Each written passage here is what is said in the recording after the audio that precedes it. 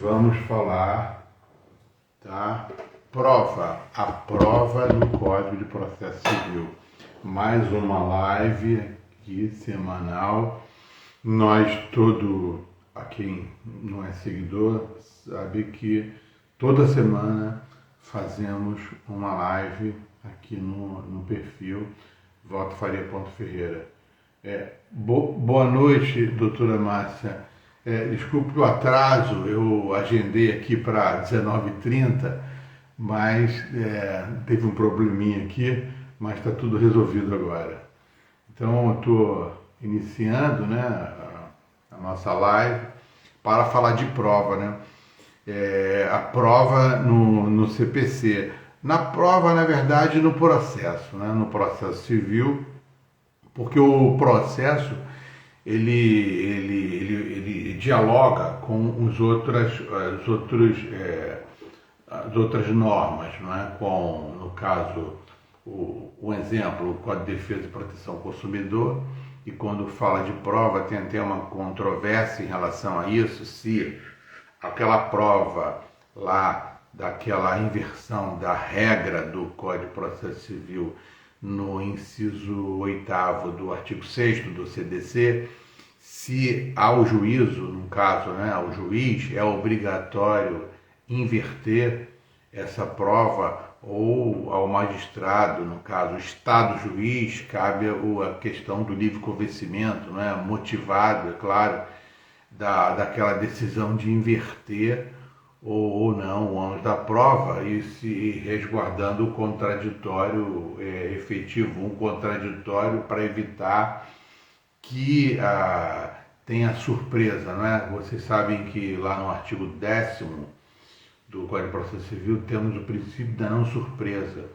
porque tanto no caso que eu falo do fornecedor, da relação de consumo, o próprio fornecedor ele tem que saber como se defender, ele tem que ter a oportunidade de se defender daquilo que está sendo imputado, né? No caso, na causa de pedir, no pedido, aqueles argumentos da petição inicial, e essa prova ele tem que terá que contra-argumentar, então o princípio da não surpresa. Mas passado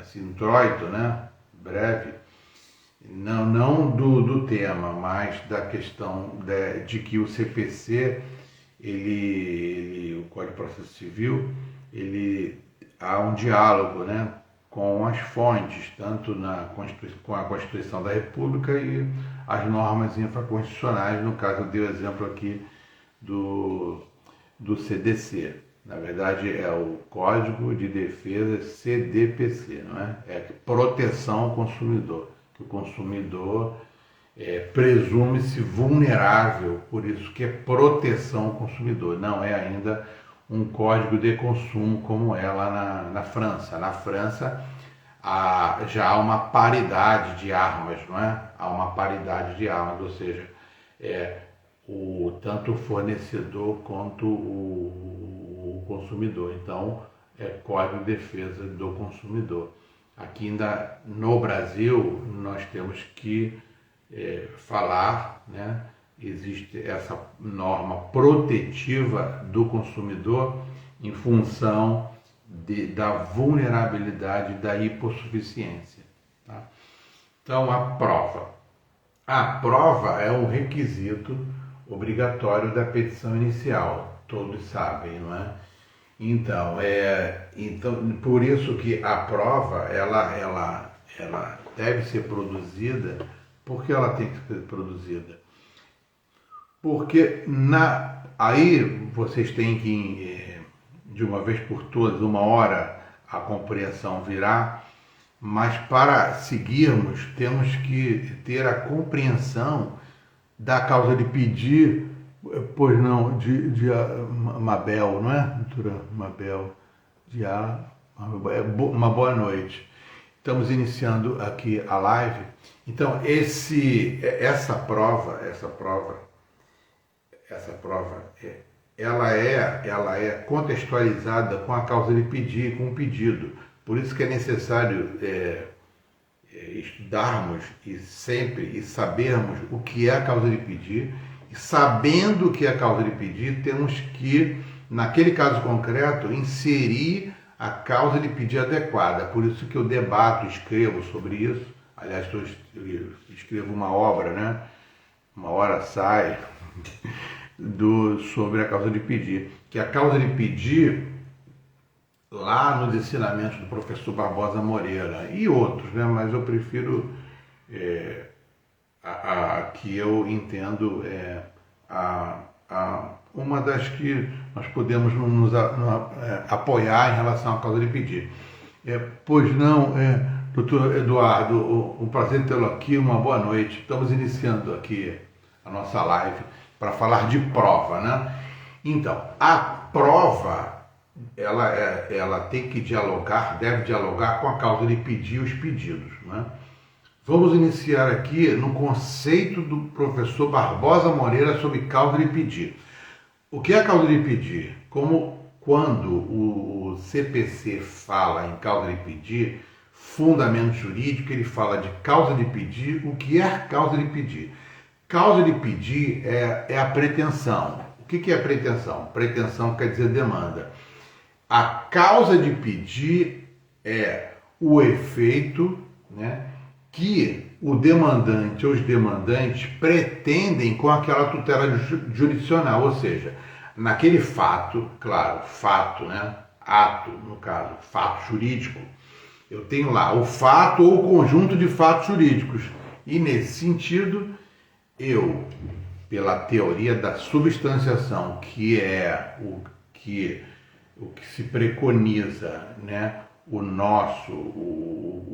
que foi abraçado, vamos dizer assim, o que se preconiza no nosso ordenamento jurídico processual, nós temos que apresentar aquele fato e aqueles conjuntos de fatos de forma pormenorizada, ou seja, eu tenho que informar o juízo o que aconteceu por menores. Eu não posso dizer, olha, eu trafegando com o meu automóvel, veio um outro carro e abarrou, né, bateu no meu carro.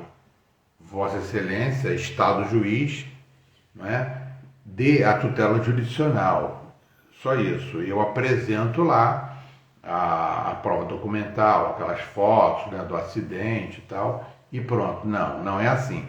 No nosso ordenamento processual, nós temos que, de forma pormenorizada, explicar o que aconteceu. Olha, o automóvel, né, eu conduzindo o meu automóvel na rua A, próximo a um sinal, um semáforo, né, o sinal ainda estava em atenção, né, a pessoa, o motorista que estava na frente, ao invés de atravessar, ou o sinal estava verde, assim que, sabe, ainda estava em atenção no início, ele foi, ao invés de ultrapassar, não, ele parou, e aí eu bati na traseira, algo assim, ou aconteceu e vice-versa. Eu tenho que explicar o que aconteceu naquele acidente. É a teoria da substanciação. Então eu tenho que falar a verdade, ou seja, eu tenho os fatos ou conjuntos de fatos são verdadeiros. Eu afirmo que aquele fato é verdadeiro para o juízo. Essa é a causa de pedir. E o que eu quero é a tutela jurisdicional. Eu apoio a minha pretensão naquilo. Eu não preciso informar nenhum dispositivo legal, né? Tanto do Código Civil, do Código de Processo Civil, da Constituição da República, não preciso. Aos demandantes, basta informar, falar o que aconteceu, a causa de pedir. E nesse conjunto de fatos, eu pretendo a tutela jurisdicional dessa forma. Por exemplo, eu tenho lá um contrato. Eu tenho um contrato e eu quero rever, né? Só que eu tenho que informar qual é a cláusula que eu quero rever. Eu quero rever a cláusula tal X, que ela é leonina. Eu tenho lá um contrato em que eu tenho lá um seguro prestamista. Eu fiz um contrato de mútuo, e a instituição financeira fez uma venda casada, né? É uma venda casada.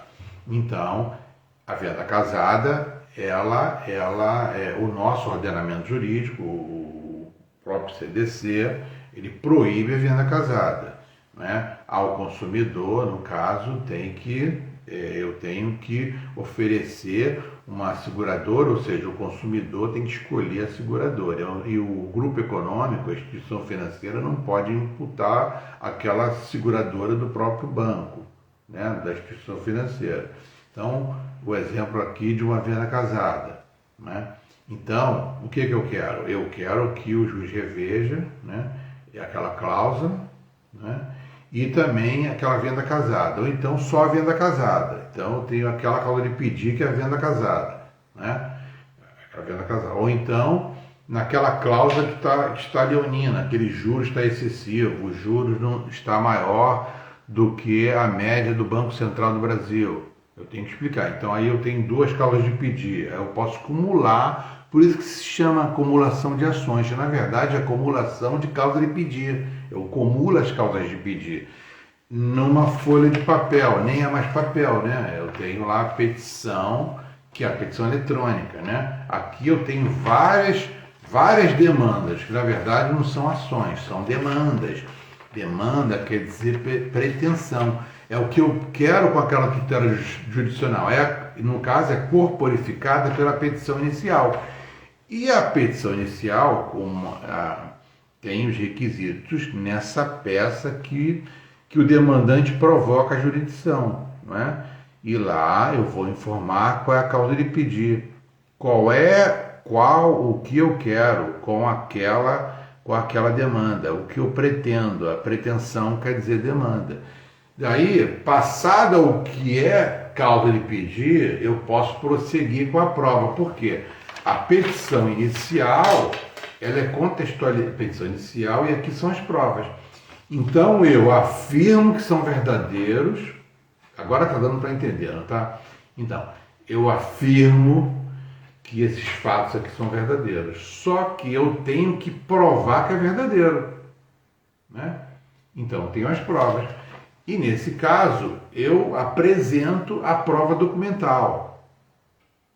Contrato, por exemplo, eu apresento um contrato, fotografias, né?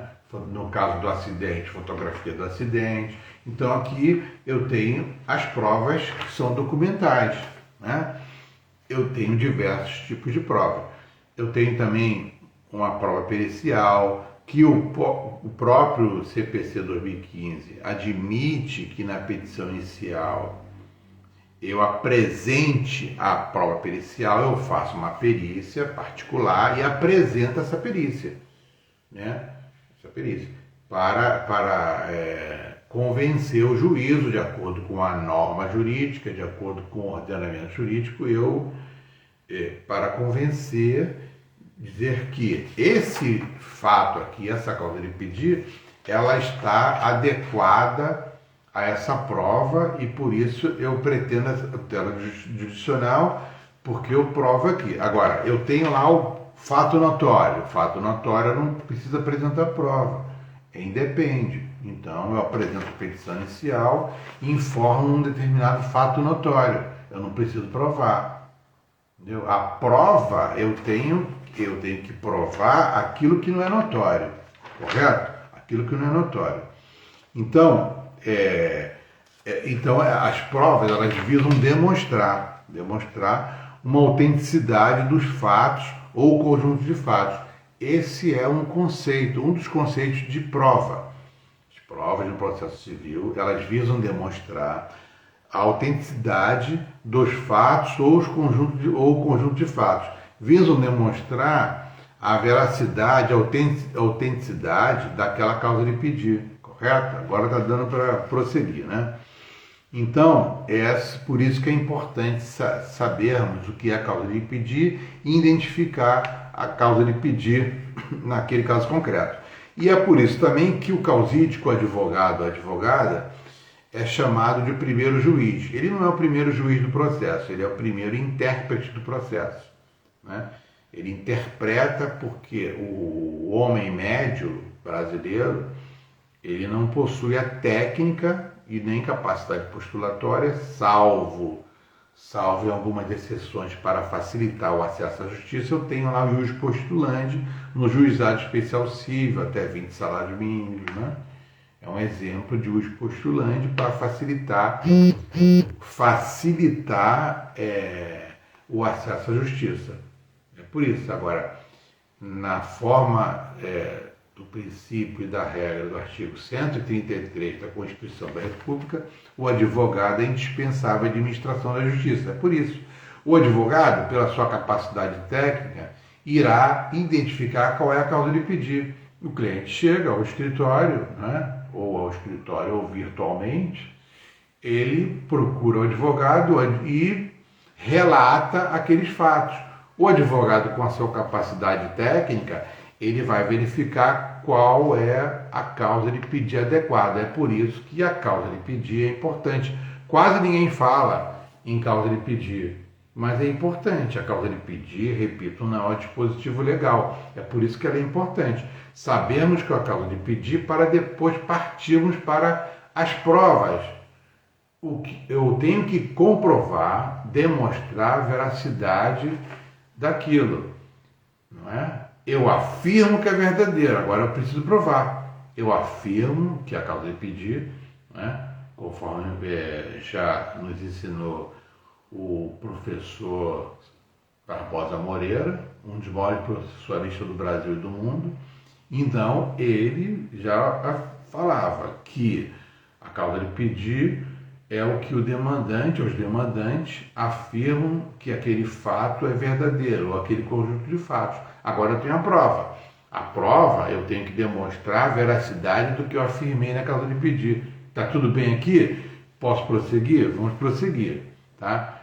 Então, a regra do CPC 2015 está lá no artigo 373 do Código de Processo Civil, né?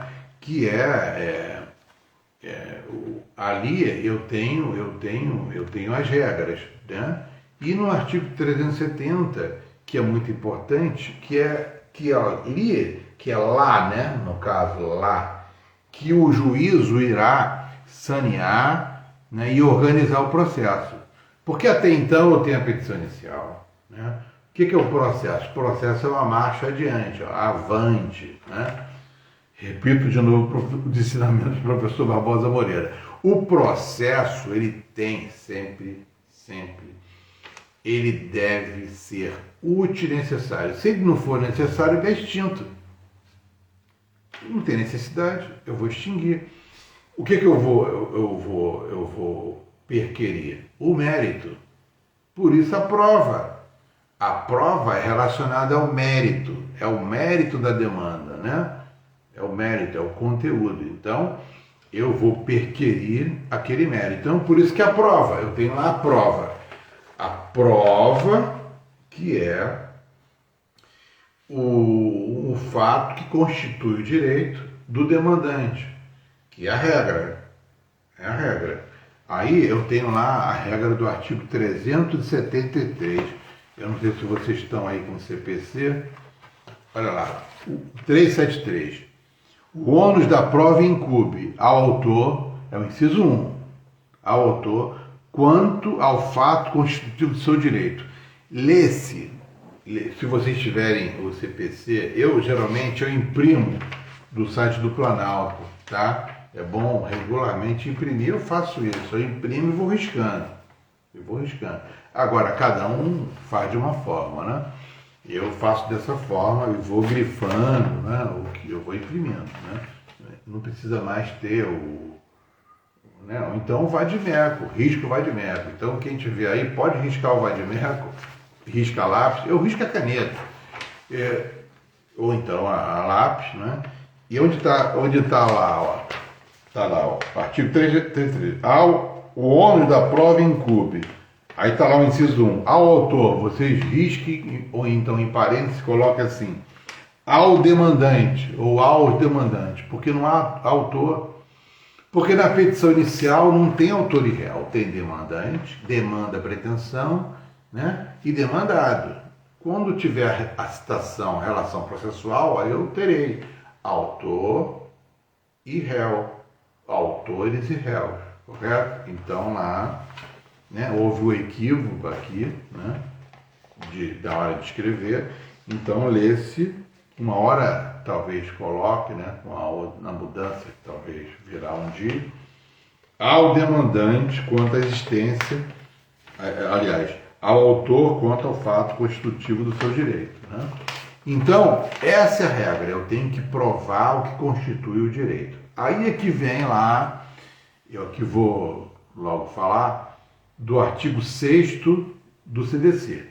São direitos básicos do consumidor. É um princípio, porque o Código de Defesa do Consumidor ele é principiológico também, né?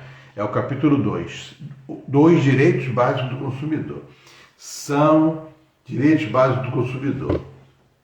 Ó, artigo 6º, inciso 8º. A facilitação da defesa de seus direitos, inclusive com a inversão do ônus da prova, a seu favor.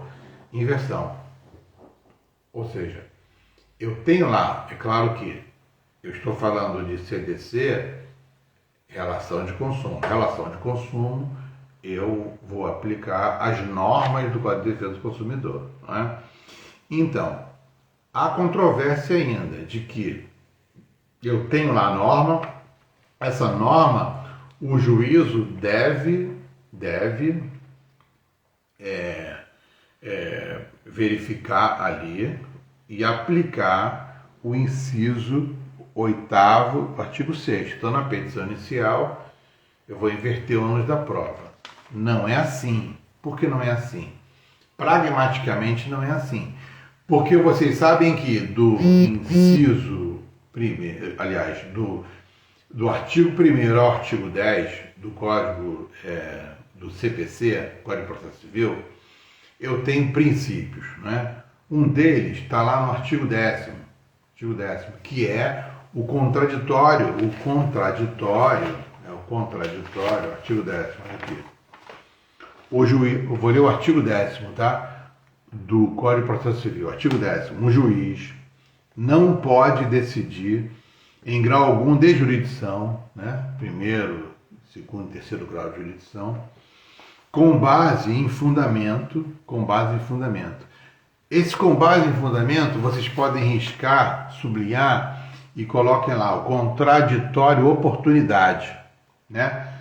Com base em fundamento, ou seja, a respeito de qual não se tenha dado às partes oportunidade de se manifestar, ainda que se trate de matéria sobre a qual deva decidir de ofício, ou seja, é o princípio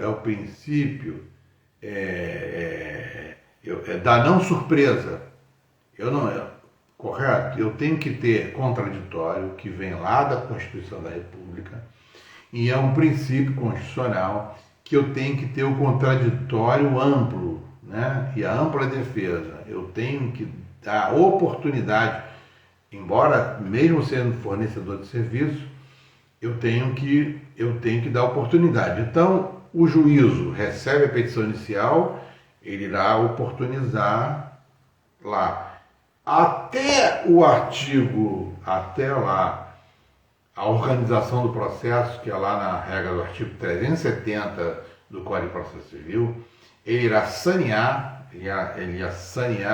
irá organizar o processo, ele irá verificar qual é o fato controvertido, qual é a prova controvertida, correto? Então, ele recebeu a petição inicial, né, que é essa fase de postulação, e depois a fase que é de instrução, né?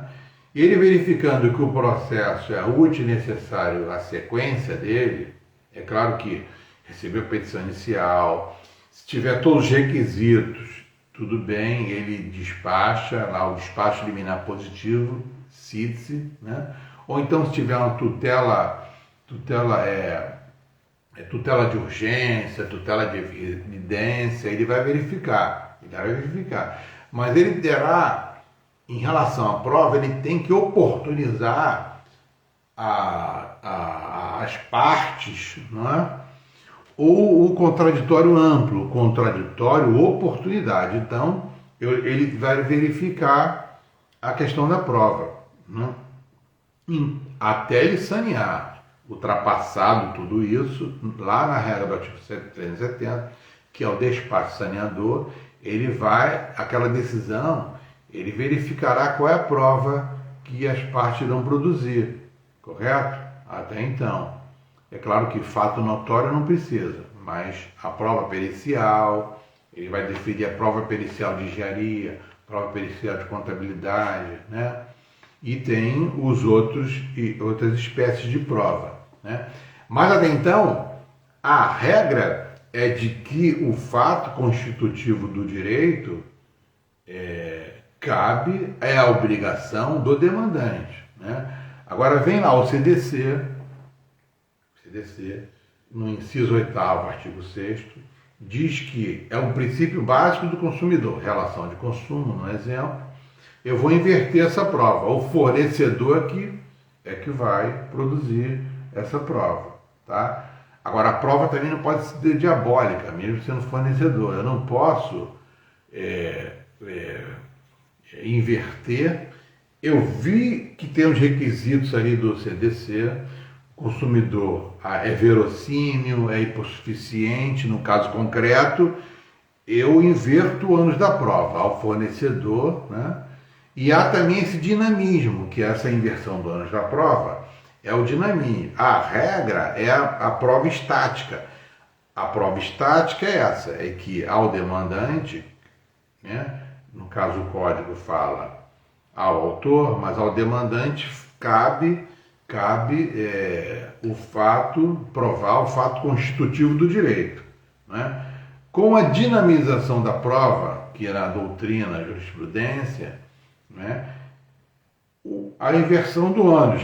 Então essa prova é dinâmica. Inclusive as partes podem até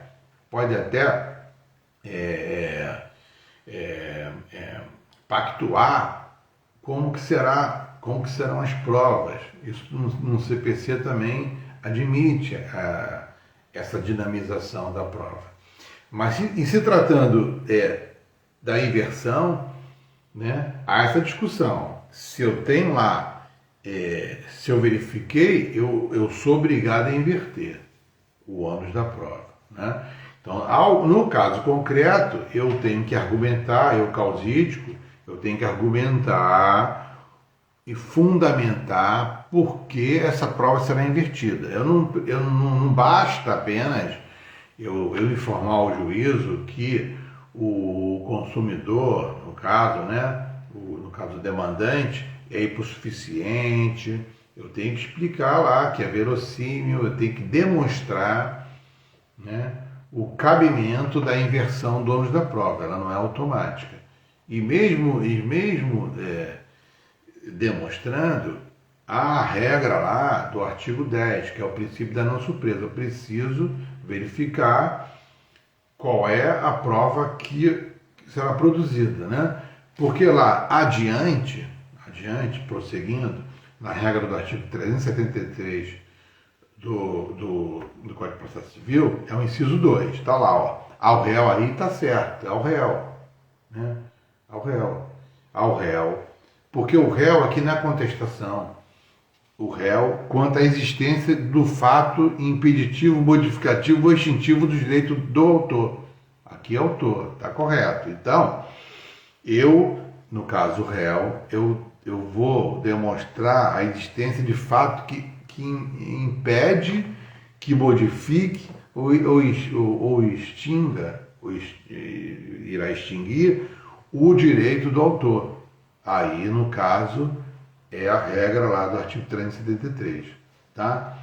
Então, lá também no artigo 373, parágrafo 1º, tá lá também que caso em que deverá dar à parte a oportunidade de se desincumbir do ônus que lhe foi atribuído, que é o contraditório, oportunidade contraditória.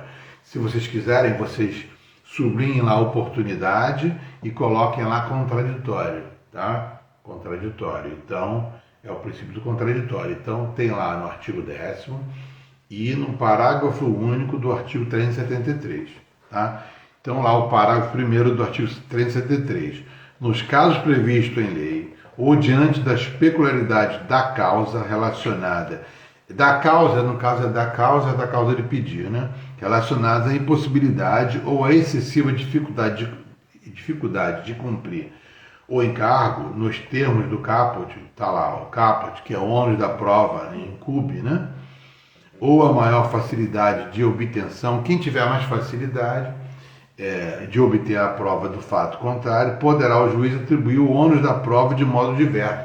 Aí a prova dinâmica, que aí entra também o princípio, se vocês quiserem escrever, o princípio da cooperação, que está lá também, está lá o princípio da cooperação, está no artigo 6º, se quiserem escrever. Por isso que o CPC, as normas, eu procuro riscar bastante, porque aí, na hora de estudar, lembro, o Walter falou isso, né? O princípio da cooperação, conforme for, me ajudou de alguma forma, né? De uma questão, de uma demanda, ou até num concurso público, né? Quem sabe? Pode ser que ajude vocês, né? Tem um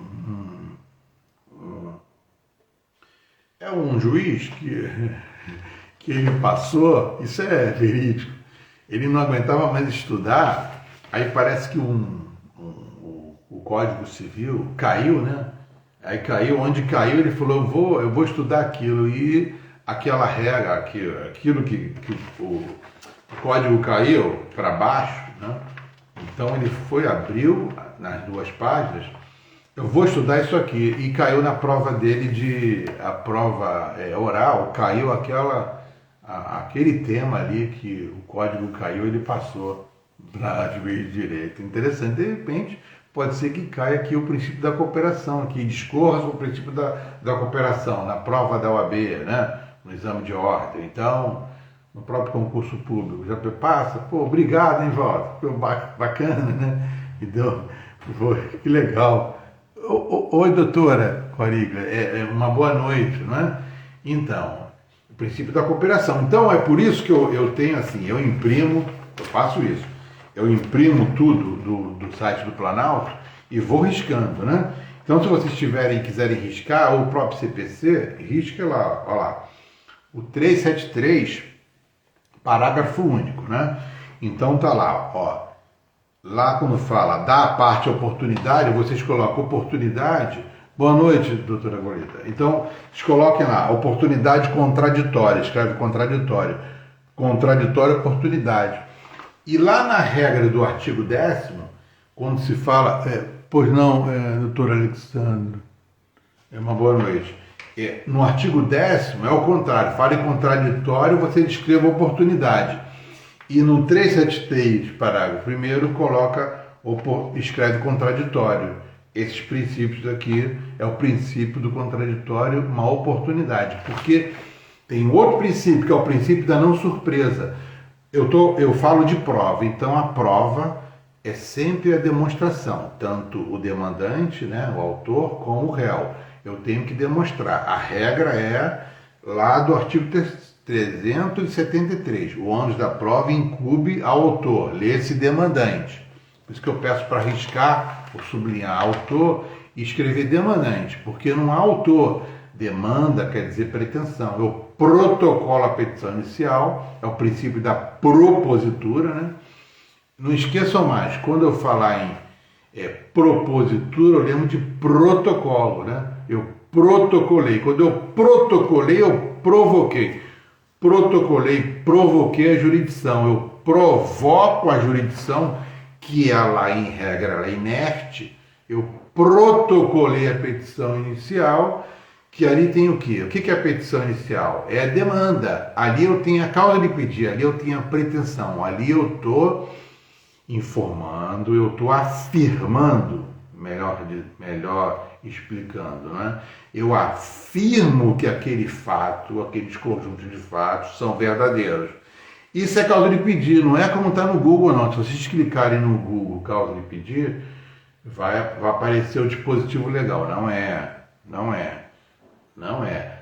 Causa de pedir é o que o demandante afirma que é verdadeiro, naqueles fatos que é verdadeiro, ou aquele conjunto de fatos que são verdadeiros, e naquele conjunto de fatos eu pretendo ali a tutela jurisdicional. Por isso que quando vocês colocarem na petição, eu sugiro colocar assim, ó, do fundamento jurídico, coloquem lá, da causa de pedir, porque pelo princípio da cooperação, as partes cooperam entre si, ou seja, o causídico, a causídica, vai cooperar com o juízo e informar que é causa de pedir, que a maior dificuldade dos juízos é identificar que é a causa de pedir, porque a causa de pedir, se souber o que é causa de pedir, vocês vão elaborar qualquer petição de direito previdenciário, de direito empresarial, direito de família ou das famílias, né? Direito do consumidor. Se entender o que é a causa de pedir, vocês vão entender como elaborar, como demonstrar a prova, tanto na petição inicial quanto na contestação. Vocês vão entender, porque a prova ela é contextualizada. A causa de pedir é contextualizada com a prova. O que eu no caso réu, eu tenho lá a regra do inciso 2, não é isso? Do artigo 373. Lá a minha obrigação. Eu tenho que, ao réu, eu tenho ônus que incube aqui o CPC, a norma incumbiu ao réu quanto à existência do fato impeditivo, modificativo e extintivo do direito do autor. Eu preciso saber qual é a causa de pedir. E se eu não identificar na petição inicial, eu vou estar com o meu direito cerceado. Eu posso até alegar o cerceamento do meu direito de defesa. Eu preciso saber como eu tenho que cooperar, eu demandante, eu tenho que cooperar com o réu, eu advogado do autor, do demandante, eu tenho que cooperar com o advogado do réu. Por isso o princípio da cooperação, que está lá no artigo 6º do Código do CPC 2015. Então eu necessito, eu tenho a obrigação, como advogado, de cooperar. Então eu coloco lá, do fundamento jurídico, eu coloco lá da causa de pedir, porque o CPC não fala, não escreve, não está lá escrito o que é causa de pedir. Isso vem dos estudiosos do processo civil e da teoria geral do processo, ou teoria geral do processo civil, ou teoria do processo civil, não é? Então eu tenho que saber o que é a causa de pedir. Não está lá o legislador aqui, ele não coloca o que é causa de pedir, coloca fundamento jurídico. Aí vocês fazem uma prova e vocês são reprovados porque não colocou o fundamento jurídico. Não pode. Então vocês coloquem lá. Olha, examinador, professor, não fala meu nome não, tá? Se quiser falar, pode falar também, mas professor Barbosa Moreira, professor Humberto Teodoro Júnior.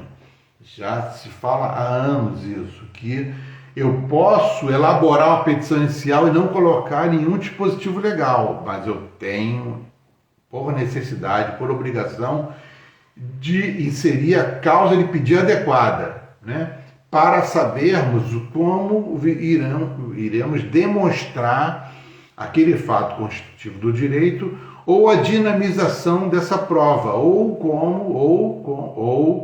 fundamentar para que o juiz inverta o ônus, né? Exemplo que eu dei, repito, a relação de consumo, inciso 8º do artigo 6º, né? Então, é o direito básico do consumidor, a inversão do ônus da prova, mas eu tenho que provar a verossemelhança naquela alegação, demonstrar que o consumidor é vulnerável e hipossuficiente para que inverta o ônus da prova, né? Vou dar um exemplo de telefonia, né? Agora, quase que também, normalmente, as operadoras de telefonia, as pessoas, primeiro que as pessoas não ligam mais para ninguém, né? Não ligam, né? Telefonam, né? Não tem, mas tudo por mensagem, né? Mas como que o consumidor irá provar que ele não originou do seu telefone, o direito ao uso que ele tem, daquelas ligações? Como que eu vou provar? Não tem como provar, né? Então, no caso concreto, eu provo que sou vulnerável e hipossuficiente, né? Hipossuficiente de várias modalidades, não é só hipossuficiente econômico, não. Vulnerável fático, né? Vulnerabilidade fática. Quem muito precisa para isso é a professora Cláudia Lima Marques, que fala dos tipos de vulnerabilidade, né? Então, de fato eu sou vulnerável, eu não posso provar que eu não originei aquela ligação daquele meu telefone, não tem como, né? Então, a inversão do ônus da prova, né? Aí cabe a inversão do ônus da prova. Aí tem a controvérsia de que o juízo, por obrigação, ele tem a obrigação de inverter. É preciso, repito, argumentar a força da argumentação jurídica, de argumentar de acordo com o nosso ordenamento jurídico, né? Fundamentar, não escrevendo lá, eu não preciso escrever de acordo com a regra do inciso 8º do artigo 6º. Eu não preciso escrever. Eu posso até errar, eu posso até escrever inciso 7º, né, que não é o 8º, do artigo 6º do CDC. Mas eu não preciso, eu preciso sim informar qual é a causa de pedir, entendeu? Então, eu tenho que informar a causa de pedir e a prova contextualizada com essa causa de pedir, né? Eu vou explicar que por essas razões é que o consumidor aqui, que o demandante, que o autor é vulnerável, né? Sendo consumidor, e caberá ao fornecedor de serviço, né, provar fato impeditivo, modificativo e extintivo. É isso. Agora, eu tenho que, na regra do artigo 70, né, aqui, ó, caberá ao juiz, de ofício requerimento da parte, determinar as provas necessárias ao julgamento do mérito, que é o artigo 370 do Código de Processo Civil, correto? Então, eu acredito que é mais ou menos isso.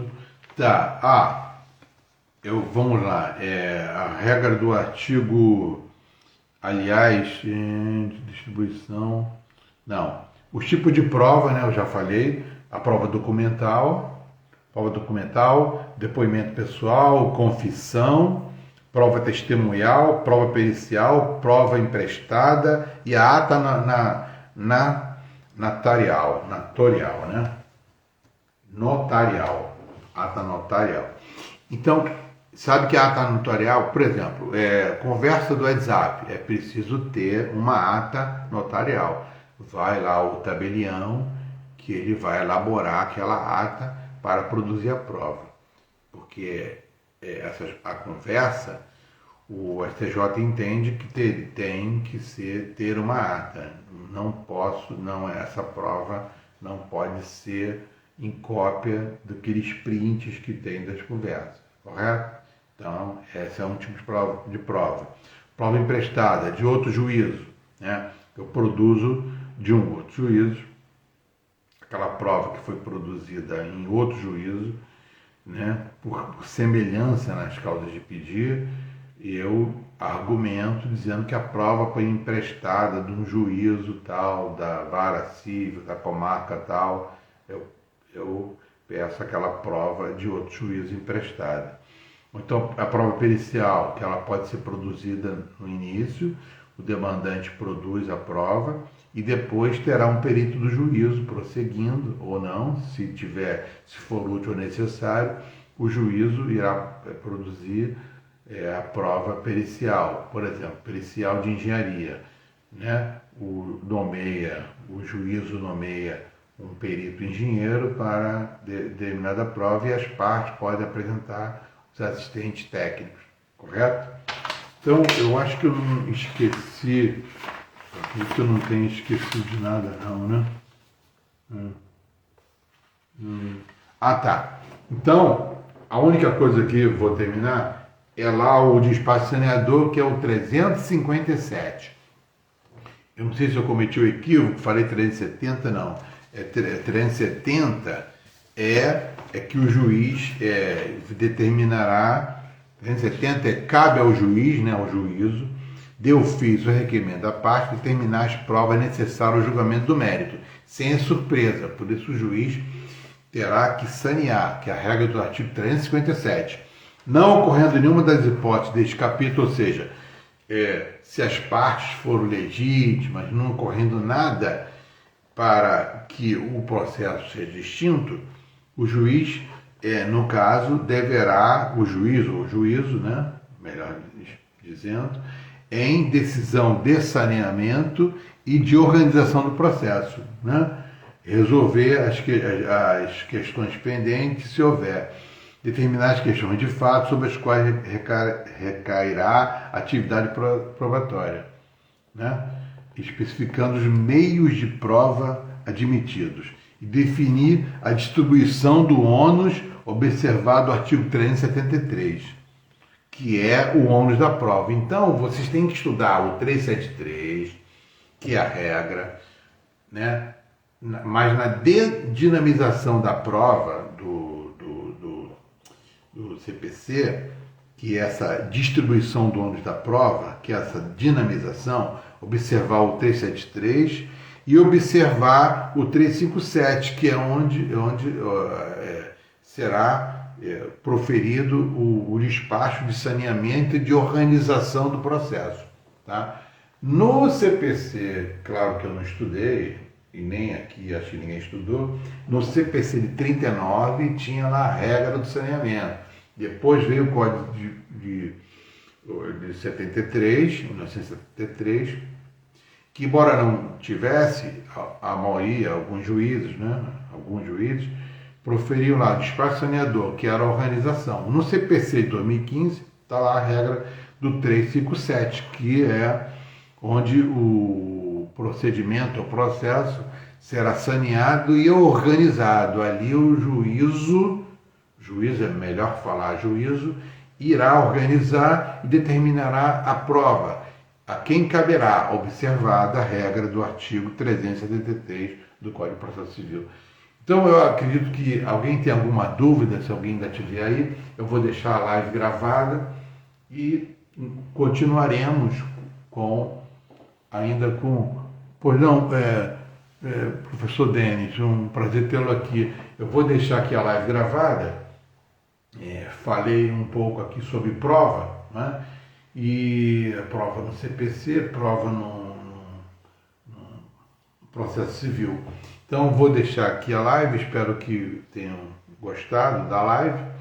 E se alguém tiver dúvida, pode me perguntar. Ninguém tem nenhuma pergunta a fazer.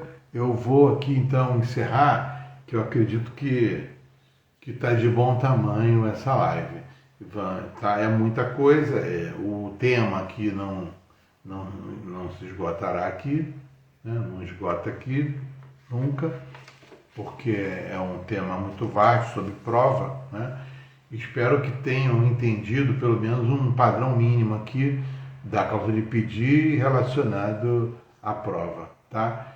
Então eu agradeço e sigamos aqui com os nossos conteúdos e com os nossos estudos sobre direito, processo civil, sempre contextualizado com direito material, o nosso ordenamento jurídico. Grande abraço, prazer a todos, gratidão de coração a quem esteve aqui ao vivo e a você que conseguiu assistir até aqui. Muito obrigado, doutora Márcia, sempre aqui acompanhando as nossas lives. É uma gratidão de sempre aqui. Muito obrigado, tá? Então, uma boa noite. Eu vou deixar aqui a live gravada e os conteúdos é só vocês colocarem lá no Google. Hashtag, né?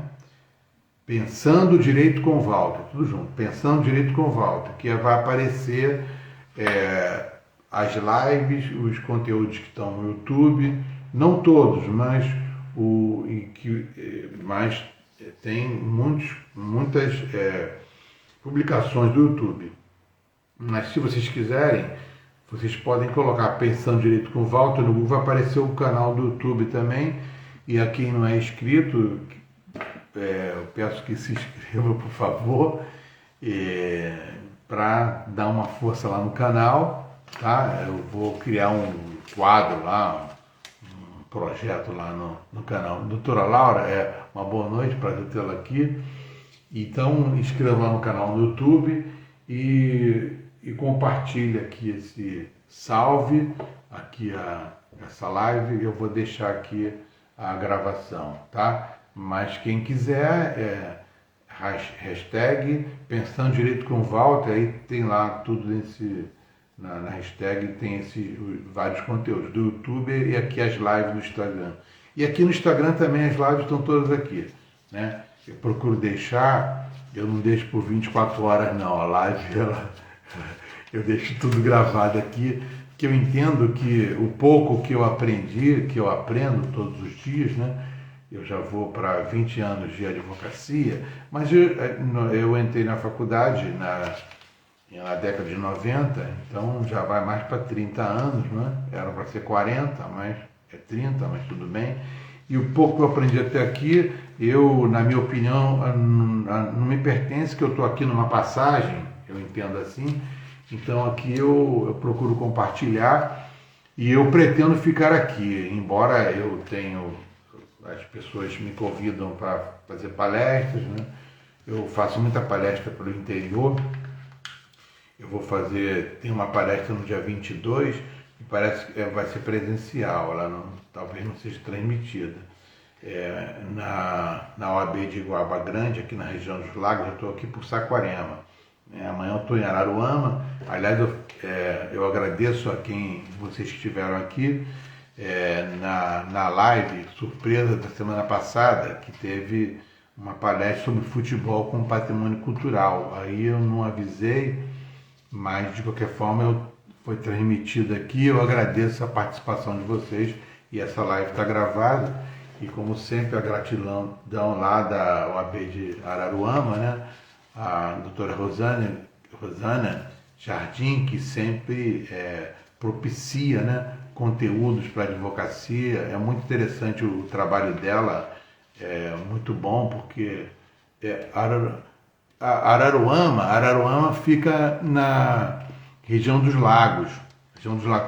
Araruama, eu estou aqui em Saquarema, né? Depois vem Araruama, depois de Saquarema, tá?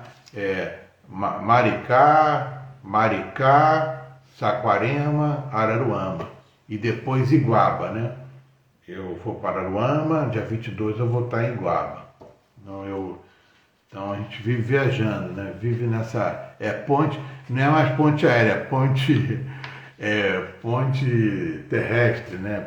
Pela estrada, né? As estradas, é isso aí, a gente vai nas estradas, eu vivo viajando, é isso aí. Aí amanhã eu estarei em Araruama, né? Sexta-feira no Rio, e aí sábado de novo pela região dos Lagos, mas dia 22 estarei em Araruama, vamos falar sobre...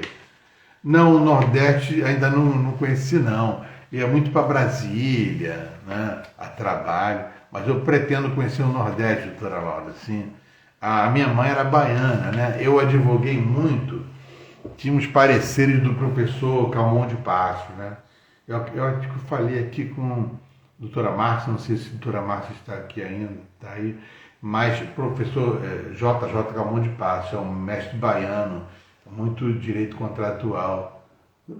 Ah, Pernambuco. Sim, sim, eu sei, doutora Laura, Pernambuco. Eu não conheço, mas Pernambuco está muito evoluído em relação ao direito, às universidades. Eu tenho visto muitas questões bem pragmáticas do direito nas faculdades, né? Que falta muito para a advocacia, porque as pessoas estão muito por o concurso, mas muitos também, enquanto não passar no concurso, vão advogar, né? Ou então não vão fazer concurso ou advogar, cada um na sua, no que gosta mais, né? No que pretende, né? Eu acredito que o que nós pretendemos, nós vamos conseguir. É só continuar e persistir.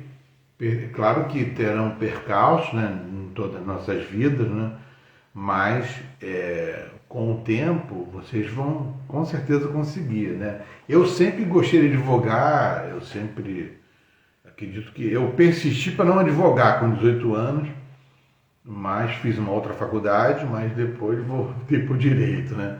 Não teve jeito, isso aí é questão de vocação mesmo, né, de gostar. Mas, de qualquer forma, eu acredito que o nosso objetivo serão alcançados. Tanto quem vai fazer o concurso público e vai uma hora passar, e quem vai advogar. É questão de vocação e de realmente gostar.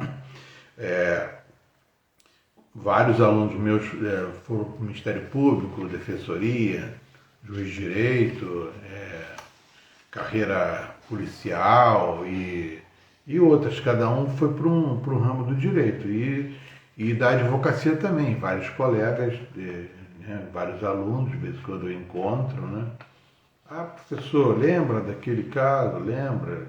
Ah, lembro e tal, lembro mesmo. Aí, não, professor, eu fiz uma prova assim, tal. É bacana isso, né? É legal, me ajudou e tal, isso é legal, e por isso que eu digo, aqui para finalizar, eu procuro compartilhar o pouco que eu sei, porque nós vamos aprender numa conversa, não é? E num banco de uma universidade ou não. Então, eu acredito que o conteúdo a mim não me pertence, pertence a todos, por isso que eu compartilho. Correto?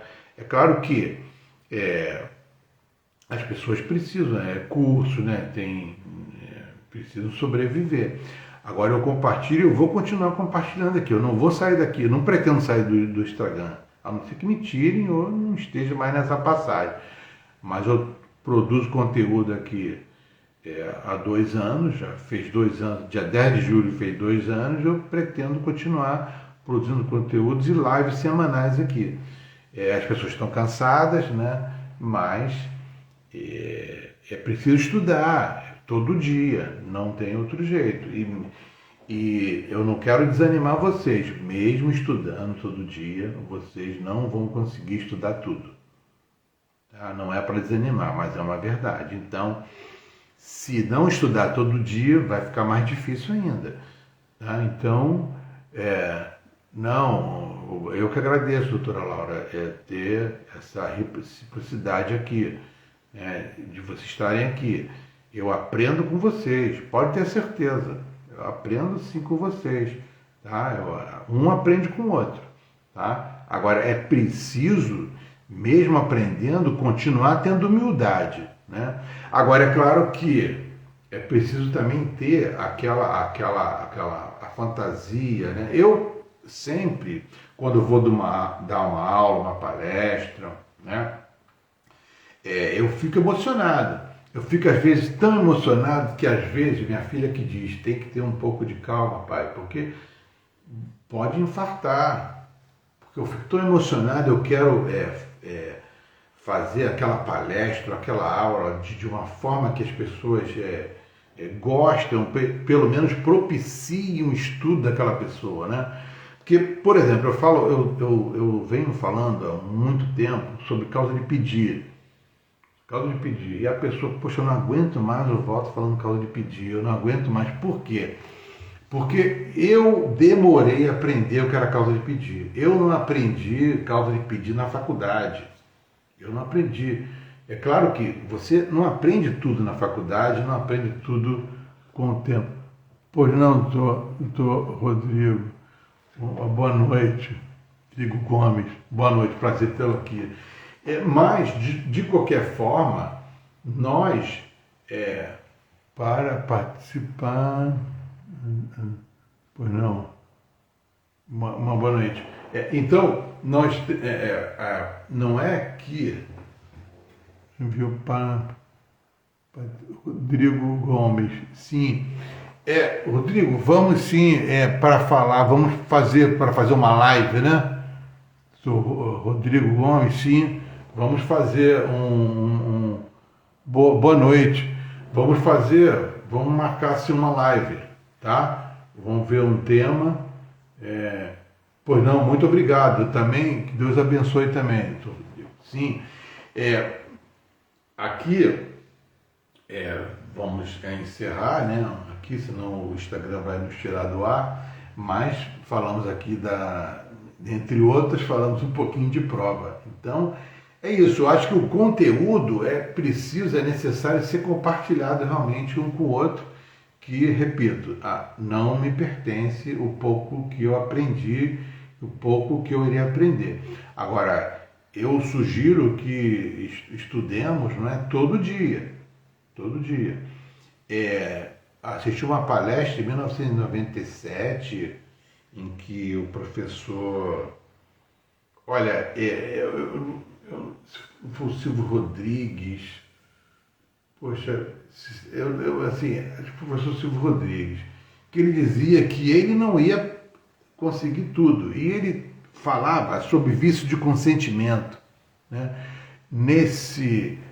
Em 1997, vício do consentimento, quem estuda direito civil, o vício do consentimento ele era anulável. Hoje, esse vício é nulo. Não é mais anulável, né? Ele é nulo. O vício do consentimento, a simulação. Um dos vícios do consentimento era anulável, hoje é nulo. Então, ele sim, pois não, boa noite. Pois não, sim, pois não. Então, pois não, doutor Rodrigo. Vamos então, aqui, encerrar a live. Eu vou deixar a live gravada aqui, tá? Então, qualquer coisa, tiver alguma dúvida, vamos nos falando, tá? Um grande abraço e gratidão de ter todos vocês aqui, tá? Um grande abraço. Boa noite.